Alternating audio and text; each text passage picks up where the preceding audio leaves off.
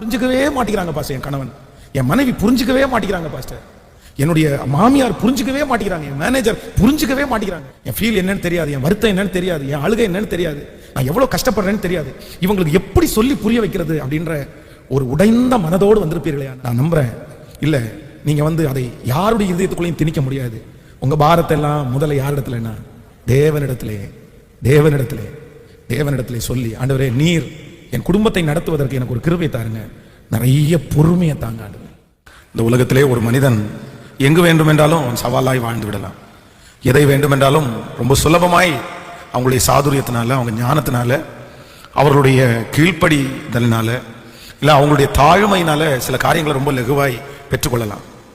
ஒரு வேலை ஸ்தலத்திலே இருக்கிற ஒரு எஜமானன் கொஞ்சம் தாழ்ந்து போனால் போதும், அவ்வளோதான், அந்த அந்த காரியத்தை நம்ம பெற்றுக்கொள்ளலாம். அப்போ உலகத்தில் இருக்கிற பல ஃபீல்டு, அந்த பல இடங்களில் நம்முடைய குணங்களினால அழகாக அதை கரெக்ட் பண்ணிட்டு போகலாம். அந்த சூழ்நிலைக்கு தகுந்தது போல கொஞ்சம் ஞானமாய் நம்ம நடந்துட்டோம் அப்படின்னு சொன்னால் அந்த காரியத்தை ரொம்ப சுலபமாய் முடிக்க முடியும். ஒரு எஜமானன் கோபமாக இருக்கிறார் அப்படின்னு சொன்னால், சரி அந்த எஜமானத்தில் ஒரு போய் சாரி ஒன்று கேட்டு மன்னிச்சிருங்க, தெரியாமல் பண்ணிட்டேன், நான் இனி இந்த மாதிரி இருக்க மாட்டேன். அப்போ அநேக இடங்களில் நம்ம சரியாக பண்ணலாம். ஆனால் குடும்பம் அப்படின்றது நம்ம நினைக்கிறது மாதிரி அப்படி பண்ண முடியாது.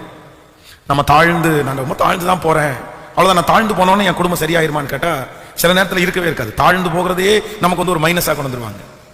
அப்போ இந்த குடும்ப வாழ்க்கை அப்படின்றது அதை நடத்துவதற்கு உலகத்திலே இருக்கிற எல்லா ஃபீல்டில் இருக்கிறதை விட ஞானம் எதற்கு ரொம்ப அதிகமாக தேவை அப்படின்னா குடும்ப வாழ்க்கையில தான் அது தேவை.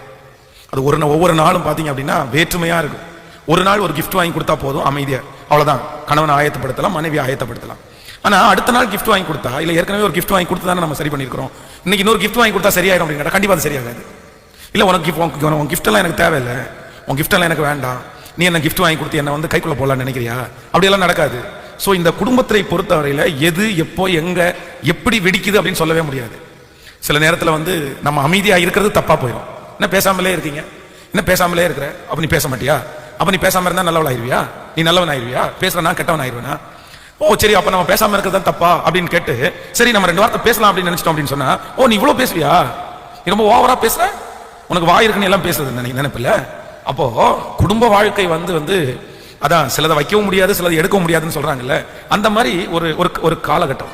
இதை சரியாய் கையாளுவதற்கு ஒரு தேவனுடைய பிள்ளைக்கு தெரியல அப்படின்னு சொன்னா நிச்சயமாய் அந்த குடும்பத்தை சரியாய் கொண்டு போக முடியாது.